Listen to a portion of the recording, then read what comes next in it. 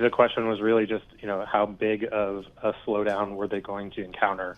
And I think, we really saw that impact today. They did a pretty big changeover in China by getting that facility ready to produce what is not a dramatically new version of the Model 3, but certainly something that required some downtime to get new tooling in. And they've also had some downtime here in Austin as they have been getting things ready to start production of the Cybertruck. So, I think you're right. They telegraphed it. I think it was just a little bit of surprise to Wall Street, maybe not to Tesla, how much of a miss it was. Sean, you said Cybertruck, so I got to ask you about the Cybertruck. Sure. This thing was unveiled years ago. Is it actually going to start production in the fourth quarter this year? You never know with Tesla, right? But yeah, I think we're probably going to see some limited production. I mean, even Elon Musk has said that they're not going to be in volume production for this thing until next year at some point. But we're seeing a lot of signs that they're actually getting close to that. There are some, people who follow the company really closely, investors or fans who've been flying drones over the factory here in Austin who have seen some crash-tested Cybertrucks. We've seen some sort of, what they call release candidates, which is pretty close to production quality, driving out in the wild. So that they're doing crash tests is a pretty good sign that they feel comfortable with the level that they're at, and they're ready to start maybe shipping some of them soon, even if they are missing the third quarter target the most recent deadline they've given themselves. All right, not to shame on toddlers, but sometimes it feels like watching Elon is like watching a toddler. He's like kind of all over the place. So Max Chafkin, come on in on here. We've got, the delivery news. We've got Bill Ackman out there on CNBC, maybe, I don't know, regarding X. And then you've got Elon Musk late last night streaming. How do you think about him? Well, so I am not a Diablo expert. All I can say is that, for months, Twitter, now the company now known as X, has been, trying to find ways to justify itself, trying to find ways to essentially turn the company around, turn perceptions about the company around, both among advertisers and users. And I think that is the most important asset that the company has is Elon Musk and Elon Musk's own feed. And so logging on to X to live stream a video game, as he did the other night, or going to the border in Texas, as he did I believe it was on Friday, and sort of trying to, do kind of like a weird political magazine thing. It's all about just finding ways to change the narrative here. I don't think it's totally clear that it's working, although the company definitely wants to. We have Linda Yaccarino set to meet with bankers later in the week, and of course this kind of long-running question about how long it's going to take for advertisers to sort of come back in big numbers. But Max, is there any indication that he's built a viable business now that he's let so many people go and changed the product so much since he took it private? Well, I think it's possible. The other day... Are we putting the cart before the horse here with talking about taking this company public?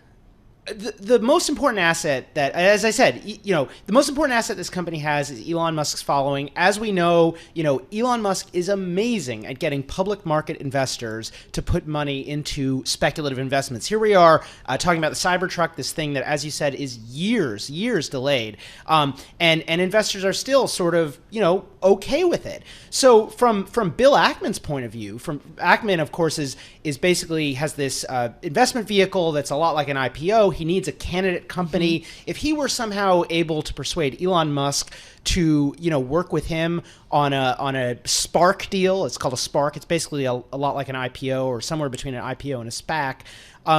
And if you were able to persuade Elon Musk to stay as CEO, that would probably, go over well with public market shareholders. There still are a lot of fans of Elon Musk at the moment. Right? Yes. Yeah. Hey, Sean, I do wonder, too, in terms of there's always, I feel like when we talk about Elon, that he's got his hands in too many pots, although he seems to do well with it. But there is always that point when there's maybe some concerns. It's like, well, wait a minute, maybe he's just doing too much. What are investors, thinking about how Tesla kind of longer term in terms of where it's going? Is it still on track?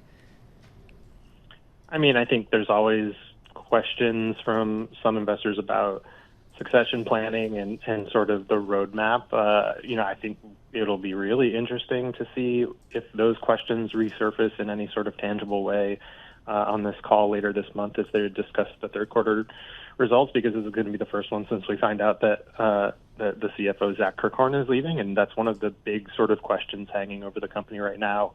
And over the last couple of weeks is what are the circumstances of that departure? Zach is someone who was making promises that, gross margins were going to stay at a certain level and that, all the price cuts earlier this year really weren't going to eat into the business. And then that wound up actually not being exactly the case. And then a couple months later, he's out saying he's out the door. So I think there are, maybe more than recently over the last couple of months or a year or so, we're probably going to hear more of those questions about it. But, broadly, I don't think we see too much doubt in the outlook for them because the stock still sort of holds, and they've been able to deliver the vehicles that they have on the road in pretty sizable numbers. Right, especially stock compared still to any has of the doubled this competition. year. Yeah. Hey, Sean, give me like 30 seconds on the Cybertruck here because this thing is really important for Tesla, and it's entering a market that's dominated by Ford and GM that Japanese automakers have tried to enter and dominate, and they've failed. It's really a great unknown. I mean, there clearly seems to be a lot of interest. How much of that is just people liking to joke about how they have a pre-order in for it or not is kind of hard to tell. Yeah. But there's so much that we don't know about it. We don't really know the final base price because that's obviously going to be going up by the company's own admission. We don't know, how well it's going to perform in these crash tests. Steel is pretty heavy and pretty rigid compared to the cars that we're used to these days that crumple up pretty easily to be able to displace all that energy.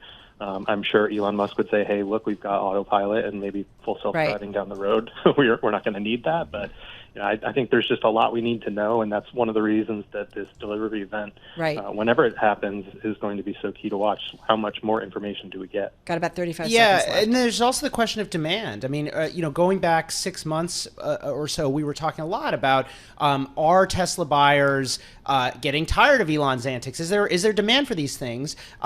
Price cuts, these massive price cuts on the Model 3 and Model Y in particular, have clearly helped address that problem, if it even was a problem. But the Cybertruck presents, a new challenge, right? This is a very, very different looking car, a very different car from what the average truck buyer is into. And it's not clear that the, combination of video games and weighing in on immigration policy is necessarily the best way to reach, the average truck buyer. But it's pretty normal if you're Elon. Definitely the best way to reach an Elon fan.